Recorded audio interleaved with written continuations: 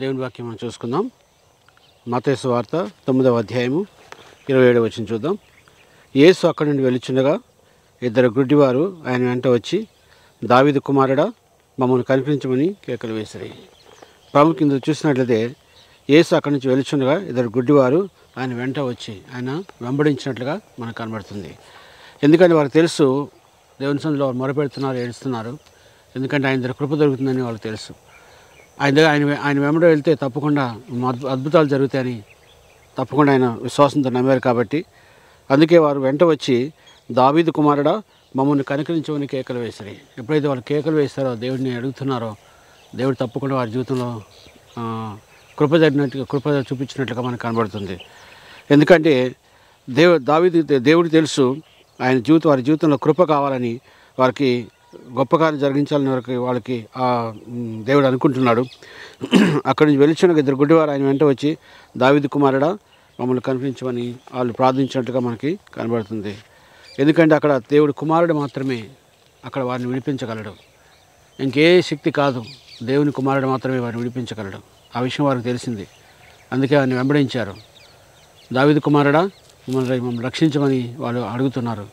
ఎందుకంటే దావీదు కుమారుడు మాత్రమే, అంటే యేసుప్రభు మాత్రమే మరి వారిని విడిపించగలరని వారు విశ్వాసంతో నమ్మారు. కాబట్టి మన జీవితంలో ఏ సమస్య ఎదురైనా సరే, మన పరిస్థితిలో మనం పుట్టింది మొదలుకొని చనిపోయేంత వరకు కూడా మన జీవితంలో ఏ సమస్య మొదలైనా సరే అన్నిటికీ ఆయన మాత్రమే మనకు జవాబునివ్వగలుగుతాడు.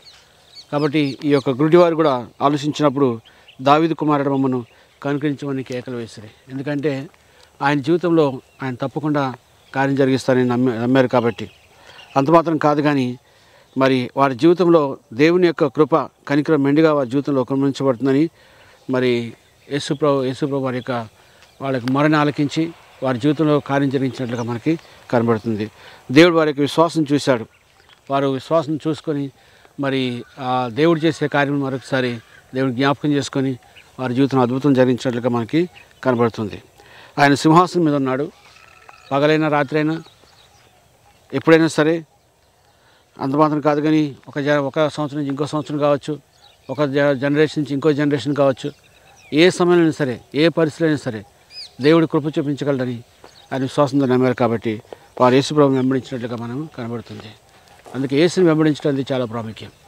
యేసుని వెంబడించి ఆయన సన్నిధిలో మొరపెట్టి మనం తప్పకుండా దేవుడిని అడిగితే దేవుడు తప్పకుండా మన జీవితం జరిగిస్తాడు. అదేవిధంగా మనం చూద్దాం, కీర్తనల గ్రంథం 29వ అధ్యాయం 1వ వచనం చూద్దాం. 1వ వచనం, యెహోవా నాకు రక్షణకర్తకు దేవా, రాత్రి వేళ నేను నీ సన్నిధిని మొరపెట్టేవాడును. నా ప్రార్థన నీ సన్నిధిని చేరునుగాక. నా మొరకు నీ చెవియొగ్గము. నేను ఆపదలతో నిండి ఉన్నాను. ఇలా దేవుని సన్నిధిలో ప్రార్థిస్తున్నాడు. ఆయన ఏమంటున్నాడంటే, యెహోవా నా రక్షణకర్తకు దేవా, నాకు రక్షణ దయచేసే దేవుడు నీవే అని ఆయన నమ్మాడు విశ్వాసంతో. అందుకే ఆయన వెంబడిస్తున్నారు అందరూ కూడా.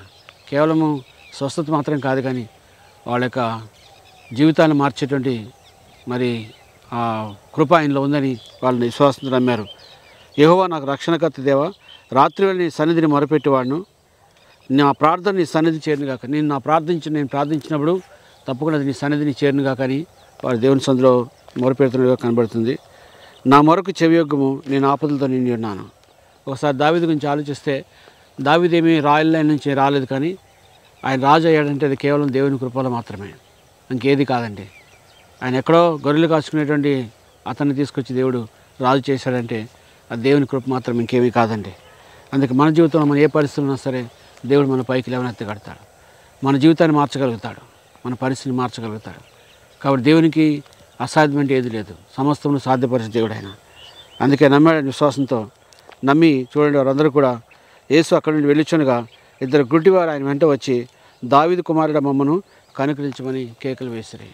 ఎందుకంటే దావీదు కుమారుడు తప్పకుండా వారికి విడుదల దయచేస్తారని, దావీదు కుమారుడికి మాత్రమే, అంటే యేసు ప్రభువుకు మాత్రమే సాధ్యమవుతుందని వారు తెలుసుకున్నారు. కాబట్టి వాళ్ళు దేవుని వెంబడించినట్లుగా మనం కనబడుతుంది.